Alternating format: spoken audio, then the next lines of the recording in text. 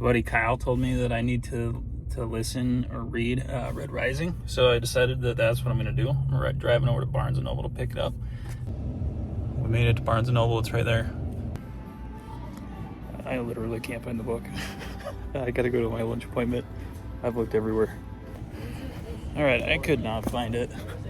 I don't know how. I know I'm. I never claimed to be the smartest person, but I only had like 10 minutes to look before I had to get to lunch. I'll just have to order it on Amazon, see if we can at least manage that. So it is Friday. We are nearing the end of the week. It has been a long week. Very happy about that. Let's see. I think my books arrived. Oh, we found them.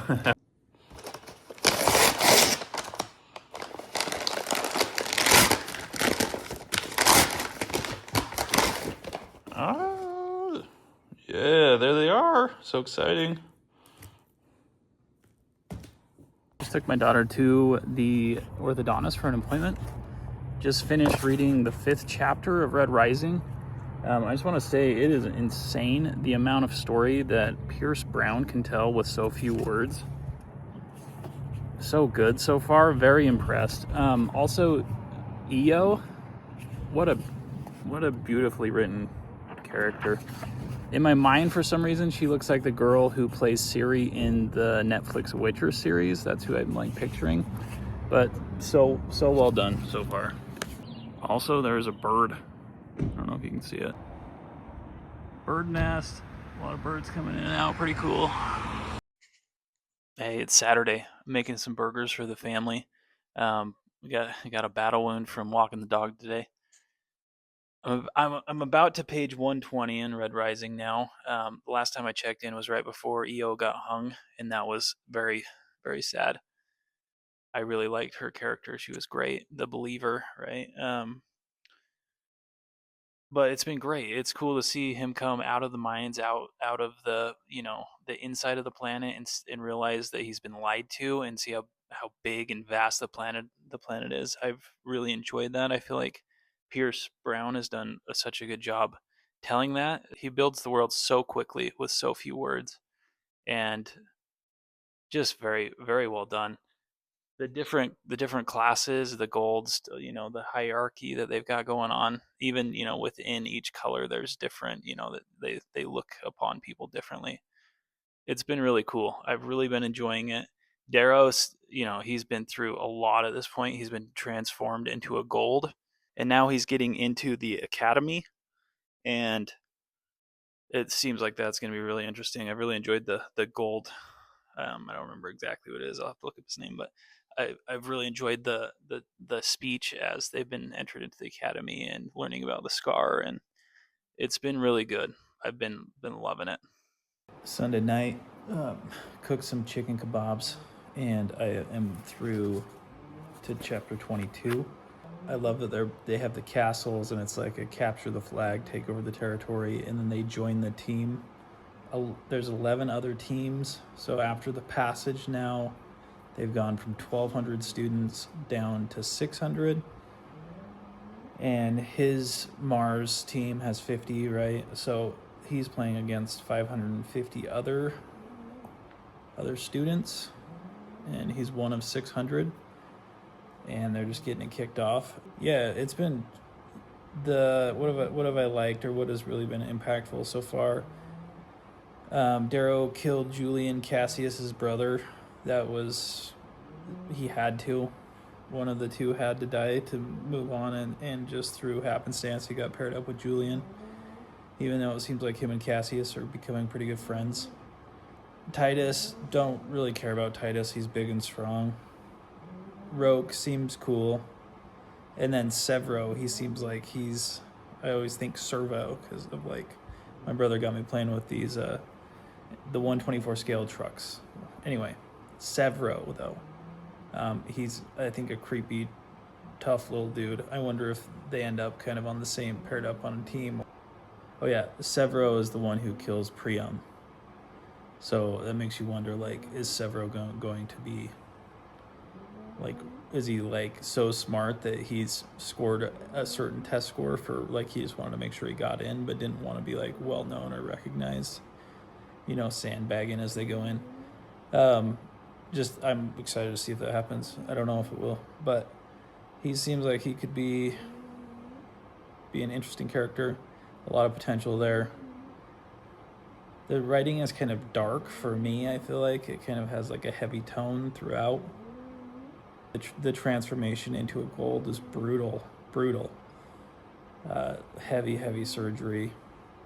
It's been great. It's been really cool. Really enjoyed it up to this point. Anyway, I am up through chapter 21.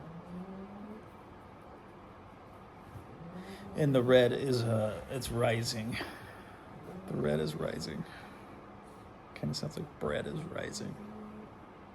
Some fresh bread would be really good right now. Hey, Ty here again. It is Monday night now. I'm about, I would say, a little more than half through the book now. I just finished chapter 30. Um, Darrow is in control of House Mars at this point. I had LASIK today done on my eyes. That was an interesting experience. My eyes are a little sore, things are a little blurry, but I feel fine. I feel like it was easier than I was kind of expecting the recovery so far. And I'm sure it only gets worse with like the dry eyes and things. But Darrow is in control of House Mars. Titus, I mentioned I didn't really care about him. You learn more about Titus as you read. Titus, Darrow learns that he's a red who's been transformed into a gold. At least it hasn't been confirmed necessarily yet, but Darrow believes so based on some on the way he speaks and some of the the curse words that he uses. Those are red words that golds do not say, and what he calls his blade.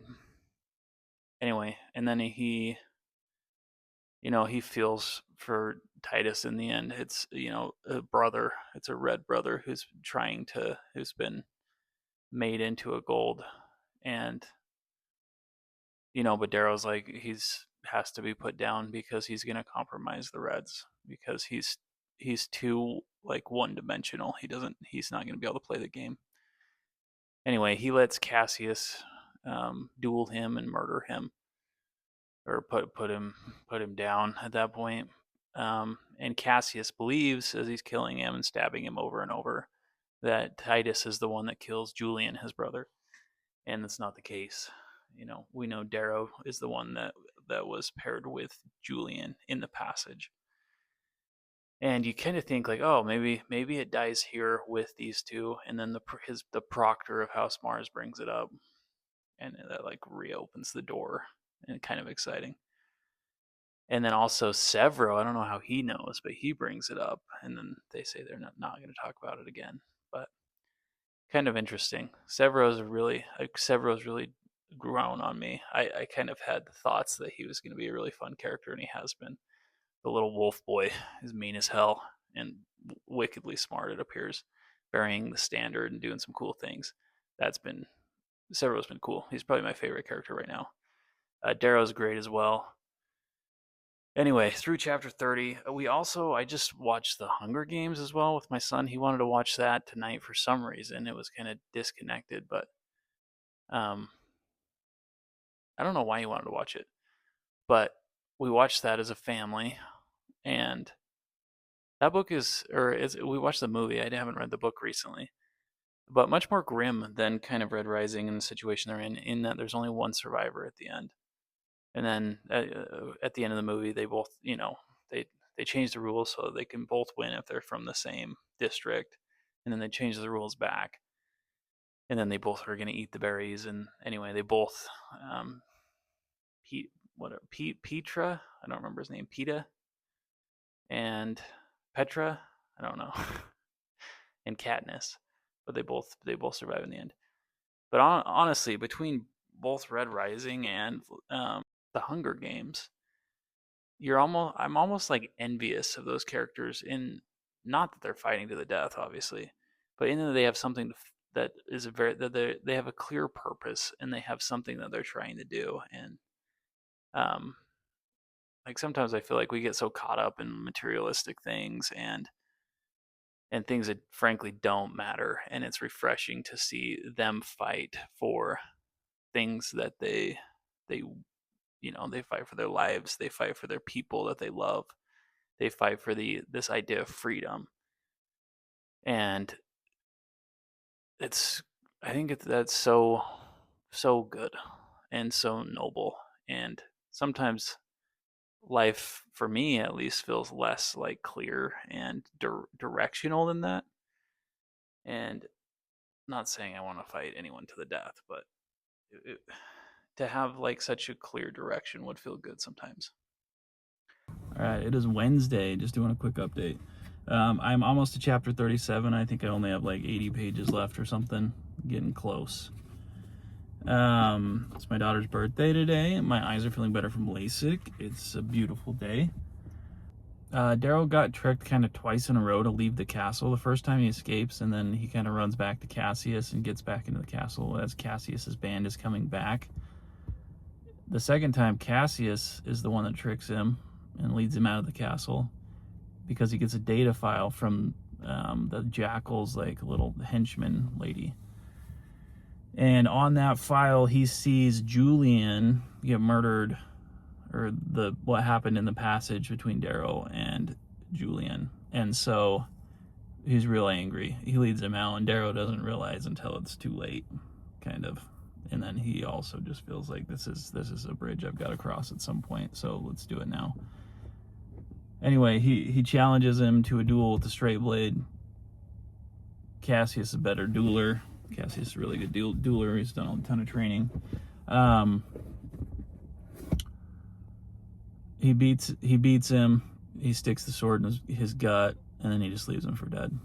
Daryl's found by Mustang, and she's really cool. I really like her too. Through 38-7, they've developed a very strong relationship because she nurses Daryl back to life. She really takes care of him for a while, and then he saves her from a couple just a couple of dudes who happen across their little cave when he's out and she's sick.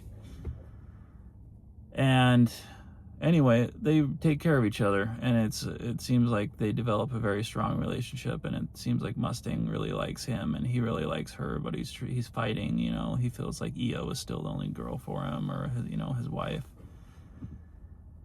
And it's a great relationship, and they realize Mustang's smart. Something she says kind of makes him realize, like, we need to be finding like the slaves, and we need to be finding the ones that are not the top tier golds, right? The ones that have kind of either been abandoned or have ran away. Like, we need to gather them and bring them together.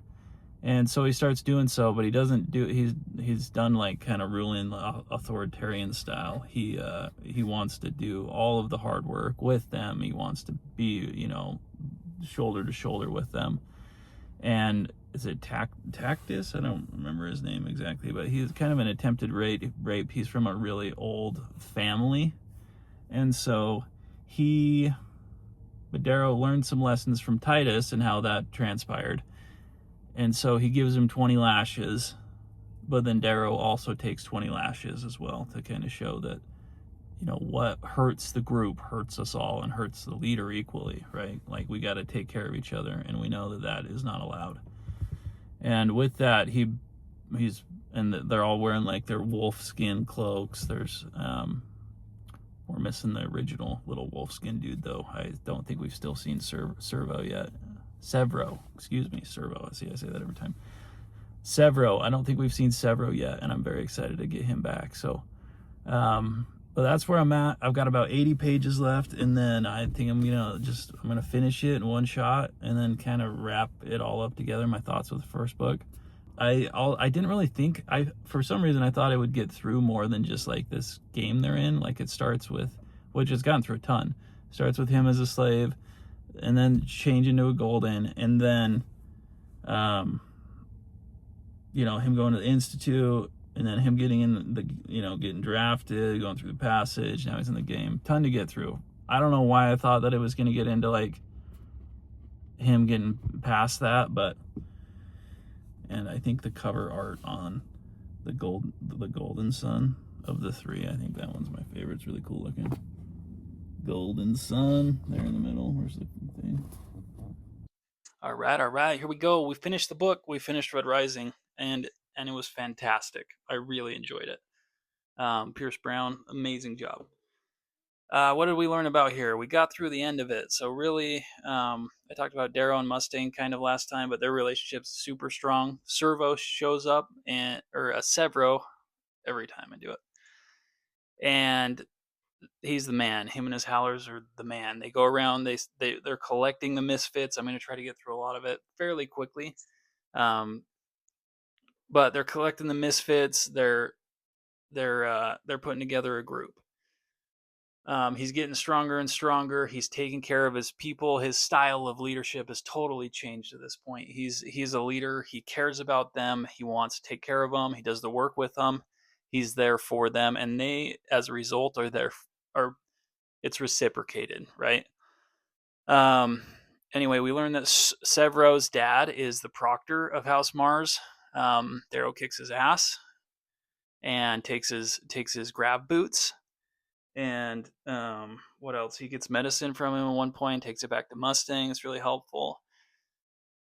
Anyway, moving forward, we meet the Jackal finally. The Jackal is not what I was expecting whatsoever. And there's a secret I'll mention later. But the Jackal is anyway, they come into this camp, they surrender like immediately. And Darrow must know because it kind of caught me off guard when we figured out who it was. But he's very like placating and won't look Darrow in the eye.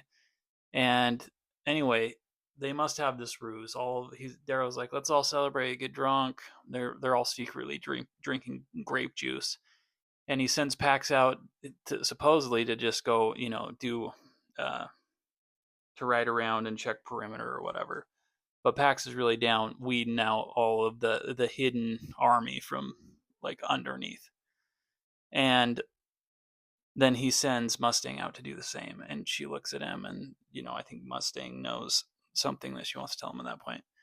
He slams a knife through the Jackal's hand after putting some rings on the table. He tells him, they say like a jackal will chew off its own leg to save itself, and he tells him, if you cut off your hand, I'll let you go.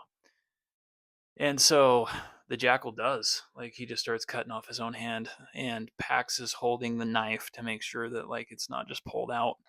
Pax is massive. Pax is a dog. Pax is cool.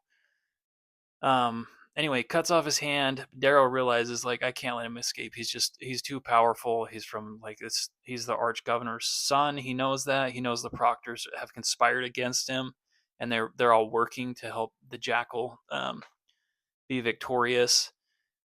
And then the proctors show up. They're kind of invisible, but they kind of blow it up, and the Jackal gets. Well, Pax jumps on top of Darrow, and the Jackal like just hacks him up from the back and kills Pax. And they all chase him. And when they chase him, Apollo is the proctor, I believe. I think there's two. I think it's Venus and Apollo. But Darrow fights Apollo. He has the grab boots on from Severo's dad. Stabs him in the eye and kills a proctor. And for me, I was like, dang. When I learned that the proctors were conspiring against him, if it was me, I'd be like, well, it is what it is then. Like, I'm not going to change it. But Darrow has nothing to lose. And anyway, and if it's, the Arch Governor's son, I feel like, man, that would make me very nervous to do a lot of things wrong, but not Darrow. Because he's got nothing to lose, man. He's a red. He's on his way up. They kill Apollo. Jackal gets away. He later learns that the proctors have taken Mustang, and him and Mustang they it seems like she's his kind of main confidant. Him and or her and Severo, especially after Pax dies too. Pax was always kind of part of the internal circle, but anyway, they take Mustang. The proctors do, and Darrow decides we're going to Olympus. We're going to go save her, and that's where all the proctors are. That's where all the gods are, right? But they go up there and they hammer through, and everybody's like drinking. There's just so much luxury up there because it's just the adult golds, and they just run amok on the place. Anyway, big fight at the kind of the end of that with Jupiter, one of the proctors, and he's cool. But kind of Severo kind of takes him out, and Darrow says some words that he shouldn't say. They're red words, bloody damn or whatever. I think that's what it is. That's what only the reds say. The gold say gory damn. And anyway, Severo's a dog, and he's the one that Darrow asked him to show the story that they want in the footage, because the Proctors are manipulating the footage that they're putting out to the Golds. And Severo tells him, like, hey, the words at the end, the mic went out for some reason or something like that. Like, he takes care of him. But Severo knows probably that he's a red. Severo doesn't miss a whole lot. Anyway, they recover Mustang. They kind of have like a more intimate moment than they've ever had. They kiss, like some kissing, and you can tell there's just a mutual respect. She's super smart, and he sends her to go confront the Jackal, which is a big point. And they talk about some of the Proctors laughing and snickering, and he learns that Mustang and the Jackal are twins of the Arch Governor. Man, I should have saw that coming, because they both of them in their conversation say cheat or be cheated or something. It's something to that effect, and they both say it at different times, different conversations. But I should have probably pieced that together earlier than I did, but it surprised me, and it was a great surprise. Anyway, Darrow like just starts reeling, thinking that shoot, I've sent half my army to just go be taken by the Jackal, and so he decides to go. He's like, I got to go reclaim House Mars. He goes there. Cassius is just a shadow of what he was. After from their confrontation, Quinn and Roke are the ones that are really like kind of holding it together. They're just holding it together at that point. Um, but he goes down. Cassius like gives him, I can't remember exactly what it's called, but says, you're the leader of House Mars. But he tells him like Cassius is not forgiving him whatsoever, and I kind of thought he would maybe. Um, but Cassius straight just tells him, like, if I ever see you again, I will kill you. Like, I will kill on sight. And Darrow just kind of like nods, like he understands. But that's a bad enemy to have, because the Bolognas, they're a powerful house. What else? Oh, okay. And then anyway, the end of the book, more or less, Mustang comes back, and she has the Jackal, and he's naked. And for a minute, I thought it was like a ruse, like they were going to do some sort of attack or something, but it wasn't. She went, and you don't get a lot of details on it, but she went and conquered, and she brought him back, and she was just honest and straightforward with Darrow, and Darrow he's the victor. He wins. And anyway, so Arch Governor comes down. There's some conversation there. Um, Also, the Reaper, they call him the Reaper, and the Howlers and his army, they go around and they carve the sling blade everywhere, as a token that the Reapers come, or the Reaper's coming. Really cool. I liked that. Um. Anyway, tried to keep that short, not super short, but it was a great ending. He talks to the dad, and he kind of asks about, like, hey, I'm assuming one of the conditions to come to be a part of your house, which he doesn't really want to, because he doesn't like the Arch Governor at all. I think the Arch Governor was there when Eo died, and just didn't care. It didn't bother him whatsoever, right? But he